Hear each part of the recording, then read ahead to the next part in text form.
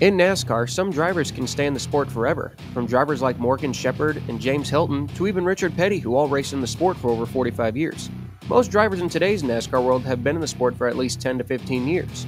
We've also seen some NASCAR careers last only a couple of seasons, or even a couple of races, and in some rare cases, just one race. What if I told you that the shortest NASCAR career lasted just 3 total minutes? That's right, just 3 minutes is how long the NASCAR career lasted for driver Billy Keys and his truck. And today we're here to tell his wacky story. So join me. But before we talk about Billy, we have to talk about his truck, which came from the short-lived defunct B&B Racing team. B&B Racing was started in 2009 by Maria and Paul Bambarak, who had purchased an old Chevrolet from an unknown truck team. The 2009 truck series had been struggling with its field sizes, which provided the opportunity for many new part-time teams to come and attempt a race, and B&B was attempting to be one of them. The 34 team chose to attempt its first and only planned attempt of the season at race number 10 at Memphis Motorsports Park, with Paul behind the wheel.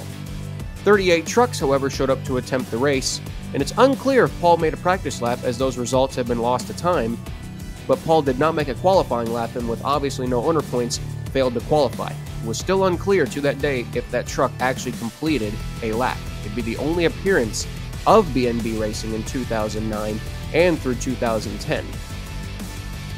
B&B would finally make a revamp for 2011, and they finally found a driver. In early 2011, longtime late model driver Billy Keys came to B&B Racing in a partnership effort, hoping to attempt race number 4 of 2011 at Martinsville.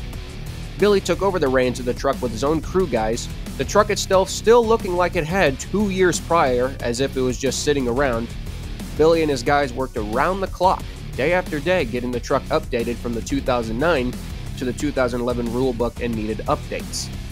Billy and the 34 team got a lucky break as they filed their entry for Martinsville.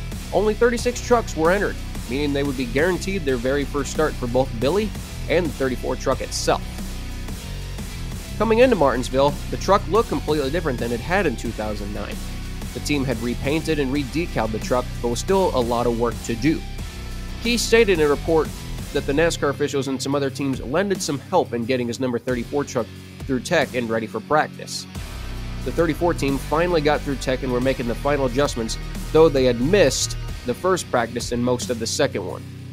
Then finally, in the closing moments of the second practice at 3:13 p.m., Keys had finally strapped in and fired up the truck and was starting to make his way down pit road.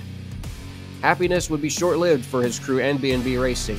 Just 3 minutes after firing up the truck and making his first lap on track, disaster struck. I'm looking at the board now and you're at the top, so what should we expect tomorrow? Yeah, oh, hold on, we got a crash over in the corner. Yeah, Billy Keys in the 34 just hit the inside wall and now the outside wall. And wow, bounced into Joey Coulter. Coulter's truck's tore all to pieces. Look at that left rear corner, Phil. Wow. Most of it's missing. Yeah. Big damage to the 34. Just made it out onto the track. Had not been on the track in first practice. And putting something all over the racetrack. Yeah, he needs to sit still.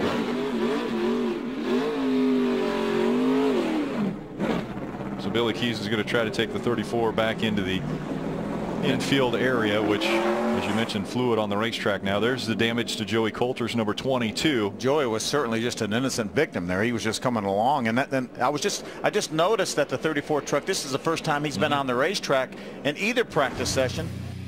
Keys on his first lap, letting trucks go by.